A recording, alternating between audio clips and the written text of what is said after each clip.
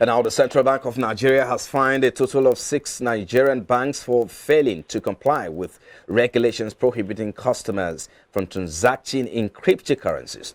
Recall the Apex Bank issued a circular on February 5, 2021, warning and reminding local financial institutions against conducting crypto transactions or enabling payment for crypto exchanges.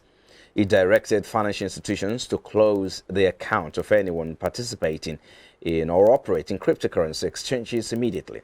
Report noted that the penalties were part of effort by the Apex Bank to ensure it maintains its stand on cryptocurrency transactions. So let's bring in our guest now, Mr. Sumbo Badijuko is a public affairs analyst. He joins me via the telephone now. Thank you for your time, Mr. Sumbo. We appreciate you for coming on the show.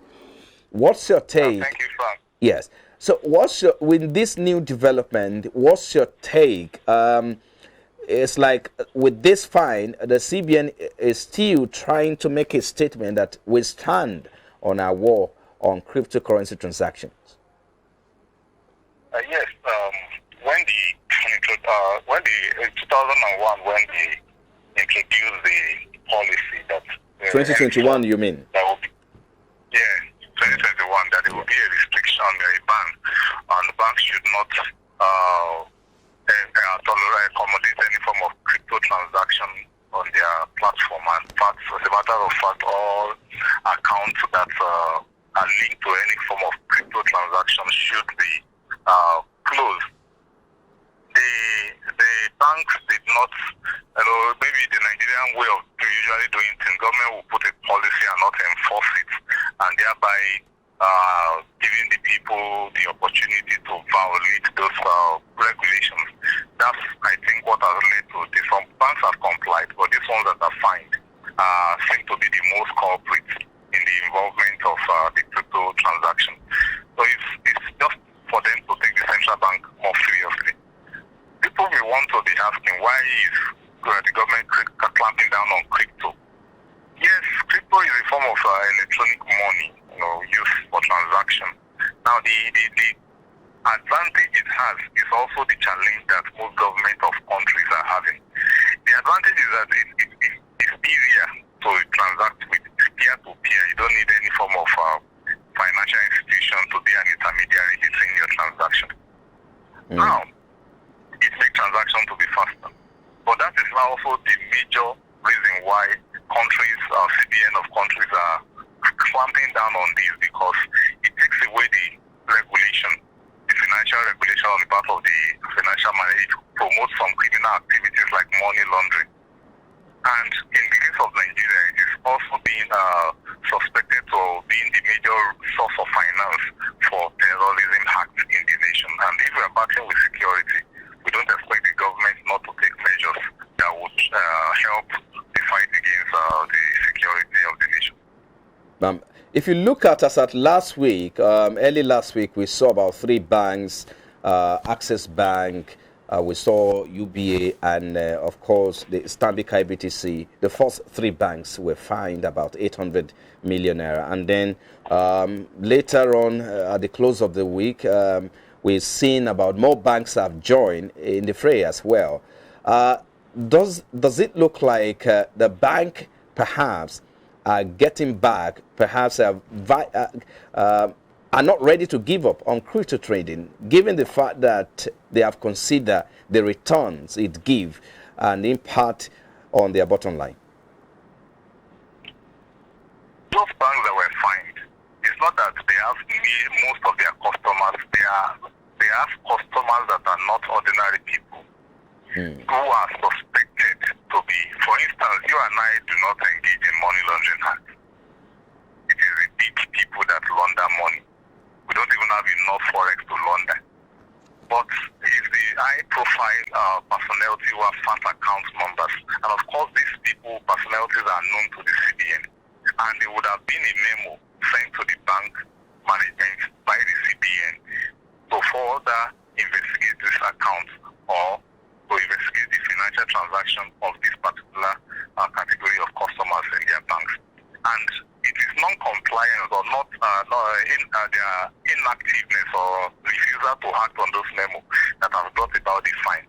fine is always the last resort. There would have been some earlier correspondence which may not be in the news or which the banks will not come out to say. If truly the banks are innocent, I expect the banks to have, through their lawyers, probably sued the CBN by now. But for that measure not to have been taken as a speech, it shows that truly they have been doing something wrong and they would rather go and settle themselves with the CBN privately. But do you think the CBN will win this war against trading of this digital asset, given the fact that we're seeing more banks joining in recent time? How much longer do you think the CBN can fight this war? Well, for as long as it takes, because the Nigerian CBN is not the only. China does not like it. The U.S. government is frowning against it. Even Britain that seems to be encouraged, they are also drawing back. So it's not something that is peculiar to Nigeria.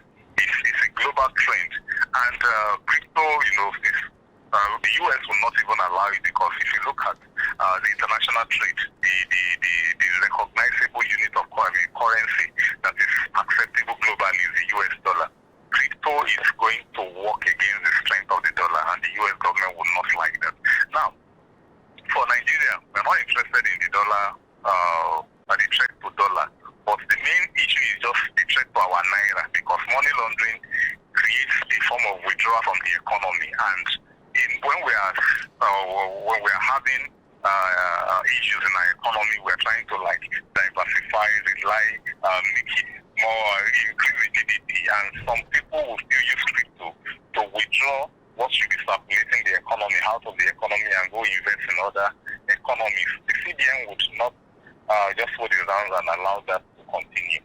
They would always take measures, and the measure will continue for as long as it takes, for as long as people would learn to play by the rules and do things in the proper way. Despite this regulation and this war against crypto transaction, Nigeria accounts for the largest volume of cryptocurrency transactions outside the United States. Because I know you said earlier that United States doesn't allow it, but as it is now, United States seems to be the number one in terms of crypto trading. So that's this information is according to Paxful, the Bitcoin marketplace data. Nigeria has about $400 million in terms of trading annually. So what does this imply? Yes, the U.S. government frowns at it because of the activities of big business U.S. investors. They are the ones that have generated that volume that gave them the rating. And come back to Nigeria. We have a very large unemployment figure. Crypto trading is one of the ways that the youth, the younger generation, engage themselves in productive activities. And it is the aggregation of what goes on in terms of transaction volume among all this younger generation that also gave us the second place that we are having. And all these activities are carried out independent of the central bank of both countries. So any financial transaction that the CBN has not authorized or that does not pass through the intermediary like the InterSwitch or other payment platform will be regarded as fraud, financial fraud. That is why the government is striving to ensure that they clamp down. If you are having, for instance, you hear kidnapping all the time, ransoms are being paid. This ransom will be paid in cash. But the cash, how are they being converted? These are ways that the cash has been laundered out of the country, because the moment they go into the banking system, it will be easier for the banks and the CBN to trace the owners of the account, get their profile through get their contact through the profile that they have in the account system and the bank records, and apprehend them from there. So they are also using all these ways. But if the clampdown is done on the cryptocurrency, at least for now, I'm sure they are working on the way. Last year, Inera was introduced, which is a form of crypto in itself. That, okay, if really you want to use electronic money, we are bringing in Inera for you to use. Inera will strengthen our naira. It will curb money laundering. But the other ones that are globally accepted is the ones that people are using. But this one, because of the peer-to-peer method that is being used as transaction means, it is not easy for the have to track it electronically, and that will, it's only the CBN that has the kind of tracking device at which to detect that. Most banks even do not know that this transaction passes through their organization. Your position earlier, talking about the reason why we have a lot of Nigerians, trading more in this, and why volume has risen. That reason also corroborated the fact that a lot of people are saying that perhaps the CBN needs to find a way to integrate the cryptocurrency in a way that they can monitor how the movement of money and around the economy. So do you think this position of many is true? And if it is true, how do you think that will bring a change in our digital currency, especially with the Inera that you talked about earlier?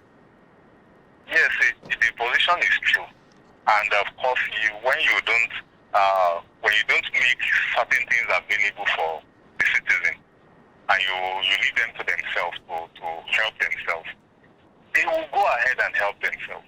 And it will not be ideal for you to now still want to stand in the way of them trying to help themselves. That is exactly the position of the majority of those who are involved. But if the activities of these people, if we aggregate all of them, they may not be more than 10 million. And we are 200 million population. That is even less than what is it called now? 10% of our population. Right. So by the time you look at that, that's about 5% of the population. So the activities of 5% is not supposed to be too detrimental to the balance of 95% of the population. These are areas that the CBN is looking at. And they are also on their own, seeing how they can plug into the crypto development, which is more or less the current trend. And that's what we talked about the introduction of the Inera. The main issue I have with the Inera is that, one, it wasn't properly thought out. Then there wasn't enough awareness as regards the usage in terms of the benefits that people will get from it. All this would have made those who are interested in using crypto transactions to adopt the Inera, because the Inera would also strengthen the real Naira, which the average people spend, and it would add value to the currency. So the government needs to really do much more, because even they themselves they've not been talking much about promoting the Inera now. It's been long since I had that in the news. So except they will have to, if they are serious about it, let them call for a conference about the Inera. Let it be presented. Let people hear their opinion. Let them have input in how the currency would fully operate, because it is Nigerian currency that we're talking about here.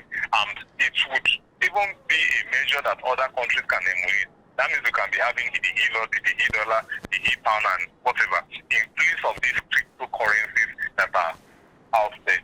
If you had to do your assessment of the performance of the Inera digital platform, and you have said that it's time for us to sit down. So sitting down at the round table to do an assessment, what should we be talking about? What should be integrated?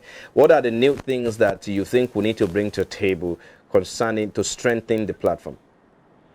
We'll pick the major ones like the Bitcoin, the Ethereum, and look at the strength that they have. Those strengths should be jotted down and be incorporated into the Inera. So it would help in such a way, and how the entire operation of these two currencies. By the time they do that, the Inera will be a kind of prototype of the Bitcoin. The next will now be to promote it, maybe through regulation that, okay, any crypto transaction coming into Nigeria, you have to first of all convert the Bitcoin to the Inera before your transaction will be allowed in here. That will have strength to it. It means the currency will be developing strength gradually. And because the government is now involved, those who are interested in legitimate deals would subscribe to it. It is only those who will always go about doing shady deals that will still want to go around it and not be interested in it. But I'm sure you and I both know that majority of Nigerians are not interested in fraud. It is just a fraction of people who just have adopted that as their own way of life. And of course, it will help our fight against security, because money laundering is Recently, we saw President Putin in the wake-up of the Russia-Ukraine crisis, who sent Putin asking the European countries who buy oil and other commodities from the country to use the cryptocurrency transactions, I mean, to buy or to order. I mean, some people have said, well, that's the way to go, and that will add up to their reserves and, of course, impact on their economy as well. They also, now as I speak to you, they also have to use ruble, all right, which is the Russian currency, to buy whatever they want to buy. Some people have suggested that perhaps for us to address the issue of gap and depletion in a foreign reserve, the adoption of the adoption of cryptocurrency is not debatable. How do you address this? It is still debatable because it is not yet, it has not reached that global acceptability yet. There are still so many strong nations that are frowning at it. Russia that you mentioned, you and I both know Russia is in a war. Russia is currently facing heavy economic sanctions by powerful nations of the world. They are just introducing that to try and beat the sanctions. That is why Russia is commanded. Because of their own weight to economically, they feel some other currency to be a form of encouragement. Their target is actually the local currency, which is the ruble, but they are just using that. And they, of course, they have Russia within the oligarchy. They have, wealthy individuals who have investment in virtually all the big nations of the world. So it is in the interest of this cabal that the Russian government has come out to bring about that. But for countries like Nigeria, that can also be encouraged. The main reason why there is depletion in our forex is because of the mono nature of the economy. We only have one single product that is dominating our forex generation, and that is the crude oil. It's unfortunate that despite the fact that we have the crude oil, we have zero refining capacity. As we speak, there is no refinery that is functioning in the country.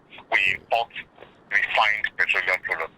And because we import that, the same institution, the NNPC, that generates the most forex, also consumes the most forex by virtue of subsidy payment, and thereby leaving just the fraction left in the forex reserve for other form of transaction that requires forex to be used.